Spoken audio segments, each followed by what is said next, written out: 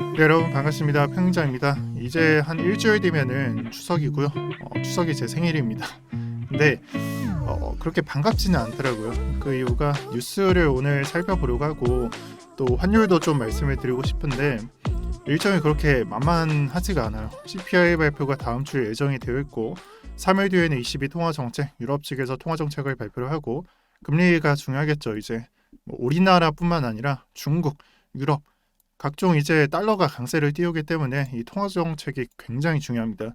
그래서 이 일정이 3일 뒤에 있고 일주일 뒤에 있고 또 지금으로부터 2주 뒤 FOMC 이후 일정, 이 이후 일정이라고 하는 것은 우리가 알고 있는 흔히 뭐 파월이 나와서 말을 한다, 뭐 의사록이 나온다, 뭐 기자회견을 갖는다, 금리가 결정이 된다라는 내용이 20일에 이렇게 실행이 된다라는 것입니다. 자, 그럼 이것을 어떻게 방어를 하느냐? 방어라기보다는 비중을 조절을 하셔야겠죠. 내가 만약 FOMC 이후 일정 금리 결정이 75bp야. 그럼 지금에서부터야 이제 비중을 비우기보다는 이전에 비워놨어야 되고요. 지금이라도 조금은 비중을 덜어놓으시는 게 좋고, 그게 아니라 제가 개인적으로 예측을 했었던 뭐 50bp로 보고 있어. 그렇다면은 딱히 대응할 필요는 없는 거고요. 뭐 그렇다고 호재는 아닌 건 알고 계시죠. 금리는 일단 올라간다라는 것을 내포하고 있고, 다만 그 속도가 조금 줄어든다. 뭐 50, 25, 25 또는 50, 50, 50. 이건 제가 좀 굉장히 강조 드렸으니까 더 이상은 말씀 안 드릴게요. 또 FOMC를 바라봤던 시선으로 CPI도 볼 수가 있겠죠. 기존처럼 피크아웃하고 좀 내려가는 모습, 속도가 완화되는 모습을 예상했다면 굳이 대응할 필요는 없고요. 하지만 올라간다, 다시 9% 영역대로 간다라고 하면은 이 CPI 발표 전에 대응을 하셔야 됩니다. 하나가 나왔습니다. 통화 정책. 이거 다들 각자 좀 느끼고 계실 거예요. 투자를 하는 사람이라면, 특히나 국내 주식을 하는 사람이라면 모를 수가 없는 내용입니다. 그래서 좀 환율을 좀 생각을 해볼게요. 사람들은 환율에 대해서 일단 투자 상품하고 비교를 하고 비트코인하고 비교를 하면서 설명을 합니다. 그럼 환율이 올라갈 때는 좋은 걸까요? 나쁜 걸까요?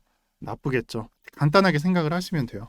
상품을 교환을 하는데 비트코인을 달러로 교환을 한다라고 생각을 해보세요.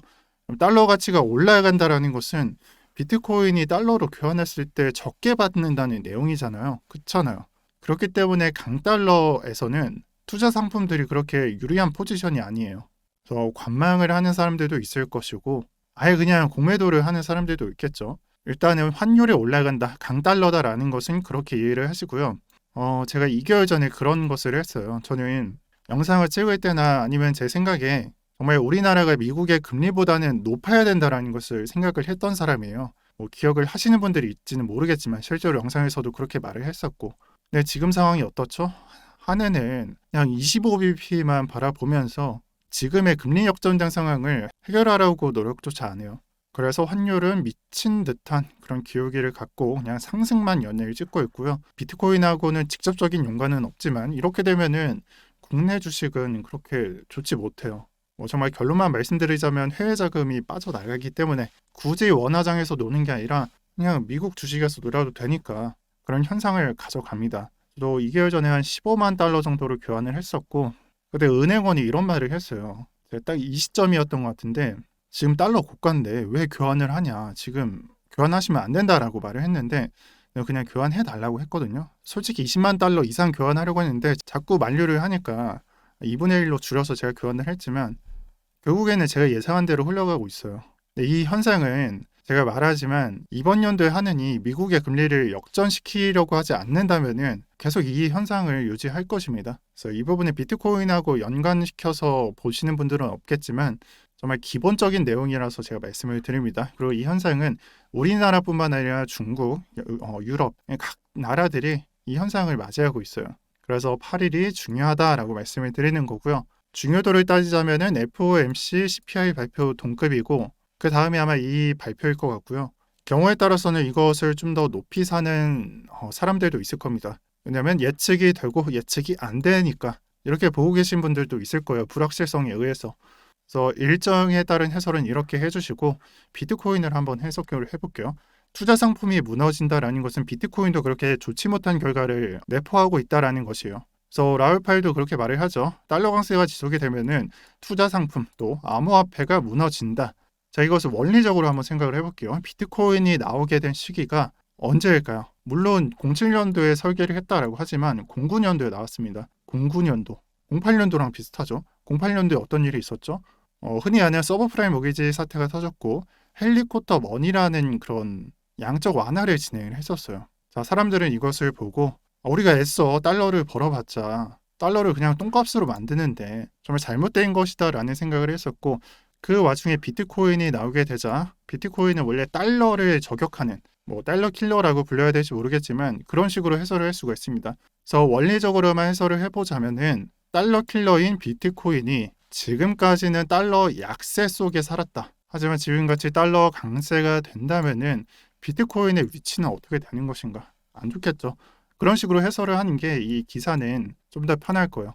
아니면은 제가 말씀드렸던 투자 상품에 대해서 달러 강세와 이 상관관계를 생각을 해보시는 게 좋고, 그런 면에 있어서 아까 말씀드린 8일 통화 정책은 중요해질 수도 있다라고 말씀을 드리면서 일정은 좀 정리를 마치도록 할게요. 만약 궁금하신 분들 있으면 댓글에 달아주시고, 오늘은 이더리움 차트랑 비트코인 차트를 보도록 하겠습니다.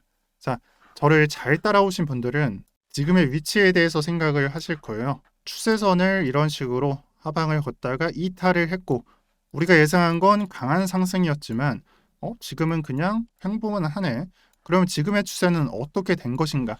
지금의 방향성은 어디인가에 대해서 생각을 하고 계실 거예요. 제가 매매를 할 때 사실 지금 부분은 가장 싫어하는 장이에요. 저는 변곡점을 노리고 추세를 예상을 하면서 매매를 하는 사람이라고 했죠.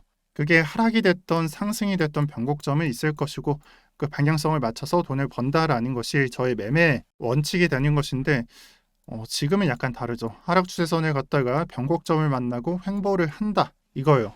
보기보다 많이 나오기는 하는데 주로 하락을 했다가 상승장으로 바뀌기 전에 보통 횡보를 해요. 이 장을 어떻게 해석을 하느냐? 횡보로 해석을 할 것인가? 아니면은 상승으로 해설을 할 것인가? 이 둘 중 하나가 되겠죠.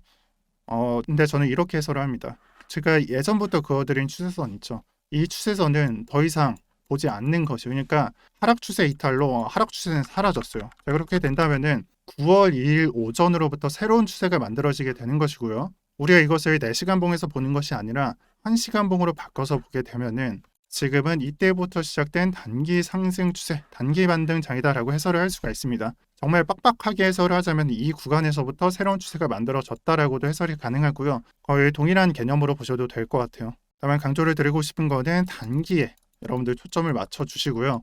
일단은 지금 현재 유지 중인 하락 추세선을 이탈을 했다라고 확정을 짓고 보시는 게 좋습니다. 자, 그리고 이동평균선으로 볼게요.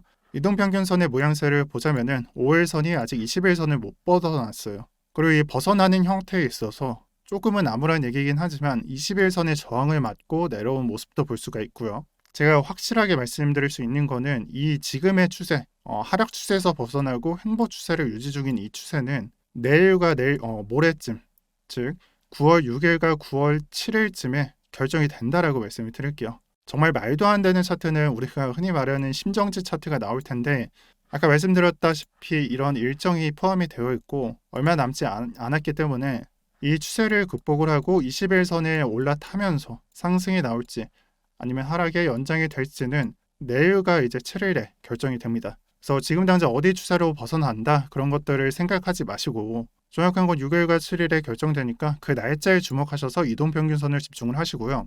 지금 현재 추세에 대한 것은 단기 상승 추세로 보시는 게 좋습니다. 그래서 스캘핑을 하실 분들은 여기를 이제 저가로 보시면서 매매를 하시면 되는 거고, 다만 저희 시청자분들께서는 1540에서 1590달러 같다고 뭐 100배 걸고 매매를 하는 사람들은 없을 테니까 그냥 손절가만 유의를 하시면서 보시는 게 좋겠습니다. 그리고 비트코인도 똑같은 해설을 하시는 게 좋아요. 그러니까 하락 추세는 벗어났다, 이 추세선은 이제 안 맞다라고 생각을 해주시고, 이제부터 다시 해설을 할 때 그게 유효하다라고 보시는 게 좋습니다. 다만 이 비트코인의 차트는 뭐 단기 상승이라기보다는 일정의 저항 구간과 일정의 지지 구간을 갖고 횡보권 움직임을 가져가고 있다라고 해설을 하시는 게 좋고, 그런 면에 있어서 사실 뭐 현물이나 뭐 선물도 마찬가지겠죠. 여기서 매매를 하시는 분들은 비트코인보다는 이더리움이 좀 더 매매하기는 수월하다라고 보시는 분들이 많으실 겁니다. 아니면은 정말 박스권을 좋아하시는 분들은 비트코인을 매매를 하겠죠. 저는 박스권에서는 매매를 굳이 그렇게 가져가지는 않는 편이라서 이렇게 해설을 해드리고 있다는 점만 참고를 해주시는 게 좋고, 이제 여기서 넘어와서 업비트장을 보게 되면은 사실 여러분들께서도 똑같이 생각을 하실 거예요. 재미가 없다. 왜냐? 정말 시총이 낮은 변동성이 낮고 시총이 낮은 코인들도 4시간 봉, 뭐 일봉 이런 식으로 봐도 변동성이 안 나온다라고 생각을 하실 거예요. 즉 예를 들어서 내가 6.06달러, 06원에 사서 6.13원에 팔게 되더라도 이게 그게 큰 수익인가? 라는 생각을 하실 거고, 재미가 없다라고 생각을 하실 거예요. 잘 들어보세요. 지금 여러분들께서 지금 경험하고 계신 장은 강세장인가요? 약세장인가요? 제가 봤을 때는 17, 18년도를 보고 강세장으로서 상승, 강세장으로서 하락, 그 다음에 나오는 약세장 상승, 약세장 하락 이렇게 구분을 해드렸는데 지금 어디 구간에 있나요? 저희는 여기 또는 여기에 있는 거예요. 한 번의 하락이 존재한다면 여기에 있는 거고, 이 하락이 없다면은 이 약세장 상승의 구간을 가져가고 있는 거예요. 아직 상승이 출발하기 전인 장이죠. 근데 이러한 현상, 지금 업비트에서 매매를 할 때 정말 말도 안 되는 변동성이 나오는 장, 거래대금도 말도 안 되는 장은 약세장 속에서는 당연한 거예요. 이 장이 계속 될 것이다라고 보시는 게 좋아요.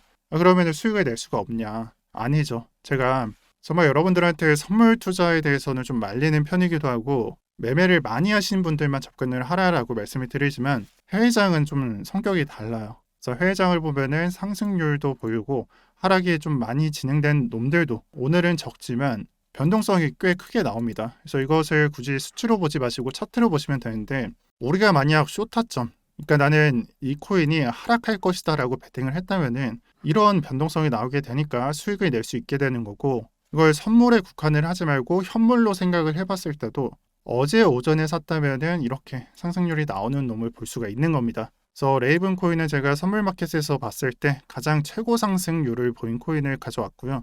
오늘만 국한을 한 게 아니라 룬클, 루나의 이제 예전 코인이 되는 건데, 루나 코인도 15분 봉으로 보게 되면은 변동성을 좀 크게 가져가고, 좀 더 정확해 보자면 1시간 봉으로 봤을 때 이런 변동성을 보이고 있다라는 것이 가능하고, 추세선 매매를 하시는 분들 입장에서는 이 포인트가 하나, 두 개 그었을 때 이 포인트가 아마 매매 포인트였을 것 같고요. 또한 룬클보다는 이제 앵커가 좀 더 매매하기는 수월했겠죠. 그래서 크게 본다면 매매할 점이 없는데 라고 생각을 할 수 있어도, 이렇게 1시간 봉으로 바꾸게 되면은 또다시 이러한 포인트가 드러납니다. 멤버십에 추세선을 통한 매매에 올려드렸으니까 잘 참고를 해주시고, 이 말만큼은 꼭 드리고 싶어요. 결국에 변동성이 나오니까 우리가 매매를 하는 것이고, 선물 시장이나 이제 현물 시장이나 선물은 그냥 숏으로 표현을 했지만 둘 다 보는 게 맞겠죠. 롱이나 숏이냐 또는 현물 시장에서 롱이나 변동성이 나오지 않는다면은 수익을 낼 수가 없죠. 그렇죠. 방향성을 맞춰놓고 이제 수익을 내게 되니까요. 매수하고 매도하고 매도하고 매수하고, 즉 매도하고 청산을 하고 이런 건데, 지금 업비트장에서는 그런 게 나오지 않고 있어요. 그래서 뭐 굳이 표현을 하자면은 현물도 바이낸스 통해서 매매를 하시는 게 맞아 보이고, 그래서 한 발 더 나아선다면은 저는 지금 장을 이렇게 비트코인이 하락 추세를 걷고 있을 때 알트코인이 이렇게 펌핑이 나오는 종목은 포지션을 숏으로 보는 케이스가 손익비가 굉장히 잘 나오더라고요. 그래서 굳이 장이 재미없다라는 것을 생각을 하지 마시고 여러분들 변동성을 찾아서 매매를 해보시길 권유를 드릴게요. 그래서 오늘 예시는 레이븐 코인, 룬클, 앵커를 예를 들어서 말씀을 드렸습니다. 그리고 멤버십 분들은 제가 오늘자 저녁 되기 전에 2편을 올려드릴 예정입니다. 그래서 2편에서는 RSI를 통한 해설을 올려드렸으니까 반드시 추세선하고 같이 봐주시길 바라고요. 또 멤버십에 들어와 계신 분들은 제가 봤을 때는 조금 실력에 따른 좀 차이가 있는 것 같아서 지금 적어드리는 이 선물 무료방은 반드시 병행하면서 듣는 것을 가정하면서 접근해 보도록 하겠습니다. 뭐 예를 들어서 나는 RSI 세팅을 못해. 그러니까 지표 눌러서 RSI 세팅을 하지 못하는 편이야. 이런 것들은 제가 조절을 해드릴 수가 없어요. 또한 이 RSI에 대해서 지금이 어떤 지표인지, 그러니까 지금이 어떤 지표인지 RSI를 나는 7로 봤어, 14로 봤어 이러면은 제가 설명하는 게 말이 안 됩니다. 또 이동평균선도 어떻게 나타내는지 모르면은 그것조차 말이 안 되고, 또 기본적인 지금의 사이트가 트레이딩 뷰인 것조차 모르면은 어려울 수가 있습니다. 지금이 두 번째 챕터에 해당하는데 나는 다 이해한다라고 생각을 해도 세 번째, 네 번째 들어갈수록 여러분들이 모르는 정보가 나타날 거고, 그건 제가 알려드릴 수가 없어요. 그냥 저는 기본이라고 생각을 하고 접근을 하기 때문에. 그래서 지금 잘 따라오시는 분들은 오늘 동영상 잘 봐주시고 너무 어렵거나 병행을 아직 안 하시는 분들은 같이 애용을 하시는 걸 추천을 드릴게요. 네, 오늘 영상은 여기까지 하겠습니다. 오늘도 평경장이었고요. 시청해주셔서 감사합니다.